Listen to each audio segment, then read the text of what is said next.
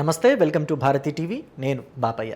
అంబటి నన్ను ఓడించే వరకు నీకు నిద్ర పట్టదా అని చెప్పి ఈ వీడియోకి నేను ఒక టైటిల్ పెట్టాను. అంటే ఆంధ్రప్రదేశ్ మాజీ ముఖ్యమంత్రి వైఎస్ఆర్ కాంగ్రెస్ పార్టీ అధినేత వైఎస్ జగన్మోహన్ రెడ్డి తన పార్టీలోని కీలక నేత, సీనియర్ పొలిటీషియన్, మాజీ మంత్రి, మాజీ ఎమ్మెల్యే అంబటి రాంబాబుని అంటున్నట్టుగా నేను థంబ్నెయిల్లో కూడా పెట్టాను. నిజానికి జగన్మోహన్ రెడ్డి అంబటి రాంబాబుని పట్టుకుని అలా అంటారా అంటే అనరు.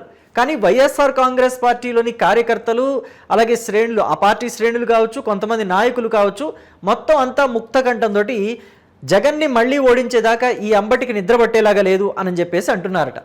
ఎందుకు ఈ మాట అంటున్నారు? ఇది ప్రస్తుతం గుంటూరు పశ్చిమ నియోజకవర్గంలోని ఇంటర్నల్ టాక్. ఎందుకు ఇలా అంటున్నారు గుంటూరు పశ్చిమ నియోజకవర్గంలోని ప్రజలు, అలాగే రాష్ట్ర వ్యాప్తంగా కొంతమంది వైసీపీ నాయకులది కూడా ఇదే టాక్. ఈ అంబటి నోరు తెరుస్తున్నాడు, ఈయన నోరు తెరిచిన దగ్గర నుంచి జగన్మోహన్ రెడ్డికి ఎదురుగాలే వీస్తోంది, అనవసరంగా ఈయన మాట్లాడి జగన్మోహన్ రెడ్డిని ఇబ్బందులు పాలు చేస్తున్నాడు, మళ్ళీ ఓడిపోయేదాకా ఈ అంబటి రాంబాబు నిద్రపోయేటట్లేడు అని చెప్పేసి చాలా మంది తిట్టుకుంటున్నారు. ఎందుకు ఏంటి అనేది పూర్తిగా నేను ఈ వీడియో ద్వారా మీకు తెలియజేస్తాను. ఎక్కడా స్కిప్ చేయకుండా ఎండ్ వరకు చూడండి. అంబటి రాంబాబు వైఎస్ఆర్ కాంగ్రెస్ పార్టీలో కీలక నేత అనే చెప్పాలి. పైగా సీనియర్ పొలిటీషియన్ కాబట్టి జగన్మోహన్ రెడ్డి తన పక్కనే పెట్టుకున్నాడు, మెయింటైన్ చేస్తున్నాడు అంబటి రాంబాబుని. అంబటి రాంబాబు వల్ల వైసీపీకి ఎంత ఉపయోగం ఉందో తెలియదు, కానీ ఉపయోగం లేదు, ఆయన వల్ల నష్టం ఎక్కువ జరుగుతుంది అనేది మాత్రం అందరికీ తెలిసిన విషయమే వైసీపీలో. కాకపోతే అంబటి రాంబాబు లాంటి సీనియర్ పొలిటీషియన్నే తీసి పక్కన పడేశాడు జగన్మోహన్ రెడ్డి అంటే అది పార్టీకి చెడ్డ పేరు అవుతుందని ఆయన అలా మెయింటైన్ చేసుకుంటూ వస్తున్నాడు. సో ఇక అంబటి రాంబాబు గురించి చెప్పాలంటే ఎప్పుడో 1989లో మొట్టమొదటిసారి ఎమ్మెల్యే అయ్యాడు. ఆ తర్వాత మళ్ళీ ఎమ్మెల్యే అయ్యిందో లేదు.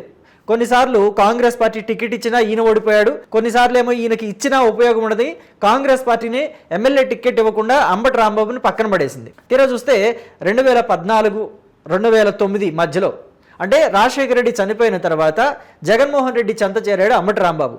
అప్పటి నుంచి జగన్మోహన్ రెడ్డితోనే ట్రావెల్ అవుతూ వస్తున్నాడు. 2014లో సత్తెనపల్లి నియోజకవర్గం నుంచి టికెట్ ఇచ్చాడు జగన్. అయితే అప్పుడు కోడెల శివప్రసాద్ చేతిలో ఓడిపోయాడు. ఆ తర్వాత మళ్ళీ టికెట్ ఇస్తే 2019లో గెలిచాడు.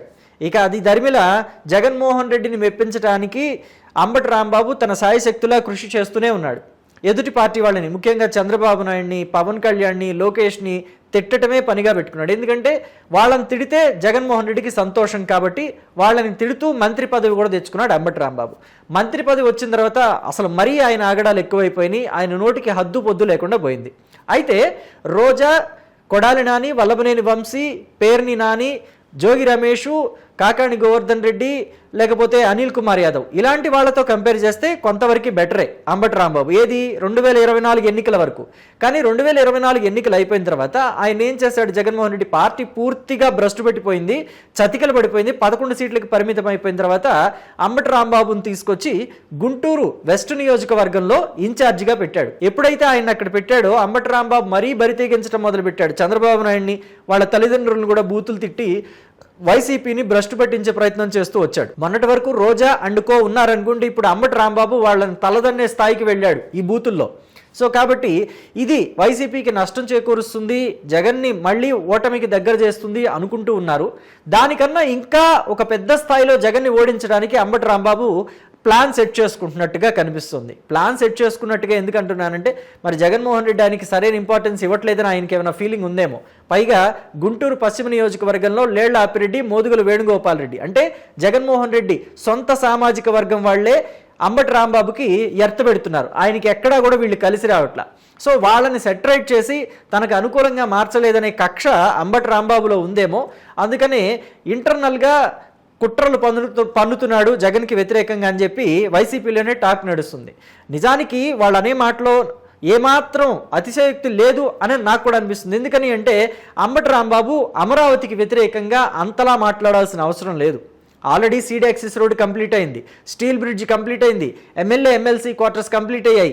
ఇవన్నీ కంప్లీట్ అయిన తర్వాత కూడా అమరావతి పూర్తవుదు, అమరావతి దండగా అని చెప్పేసి అంబటి రాంబాబు లాంటి వాళ్ళు మాట్లాడటం, మావిగానే గొప్ప అని చెప్పేసి చెప్పడం, ఇవన్నీ కూడా జగన్మోహన్ రెడ్డిని మరింత భ్రష్టు పట్టించే స్థాయికి వెళుతున్నాయి. ఎందుకని అంటే గతంలో మనం చూసాం, ఆల్రెడీ అమరావతికి వ్యతిరేకంగా మాట్లాడటం వల్ల, మావిగనని చెప్పేసి కొత్తదాన్ని తీసుకురావటం వల్ల ఎంత వ్యతిరేకత వచ్చింది అని చెప్పి రాష్ట్ర వ్యాప్తంగా ఎవరూ కూడా పెద్దగా మాట్లాడిన దాఖలాలు లేవు.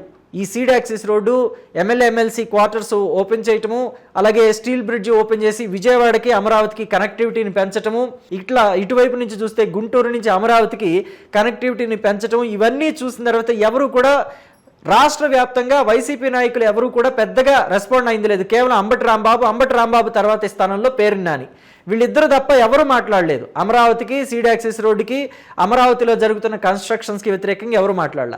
మరి వీళ్ళు ఇంతలా మాట్లాడుతున్నారంటే ముఖ్యంగా అంబటి రాంబాబే తారాస్థాయిలో మాట్లాడి అసలు రాష్ట్రంలోని అమరావతిలో ఏమీ జరగట్లేదు రాజధానిలో అని చెప్పాడంటే వైసీపీకి అది ఎంత డ్యామేజ్ తెచ్చిపెడుతుందనేది మీరు అర్థం చేసుకోవచ్చు. ఎందుకంటే గతంలో వాళ్ళు వైసీపీ అంతా ముక్తఖండంతో అమరావతిని వ్యతిరేకించి విశాఖే రాజధాని అన్నారు కాబట్టే వైసీపీకి 2024 ఎన్నికల్లో 11 సీట్లు మాత్రమే వచ్చాయి.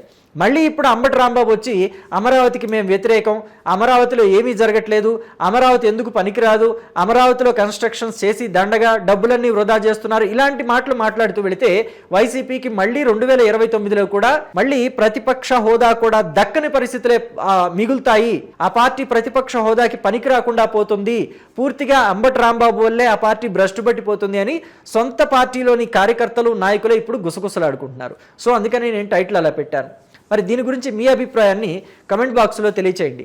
ఈసారి కూడా వైసీపీ ప్రతిపక్ష హోదాకి పనికి రాకుండా మిగిలిపోతుందా?